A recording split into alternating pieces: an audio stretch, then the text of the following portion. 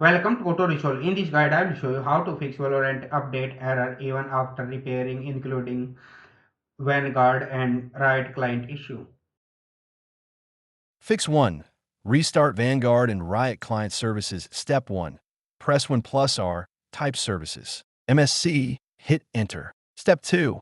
Find VGC right, click Restart. Step 3. Find Riot Vanguard right, click Restart. Step 4. Restart PC and open Valorant again. Fix 2. Run Riot Client as administrator. Step 1. Close Valorant and Riot Client completely. Step 2.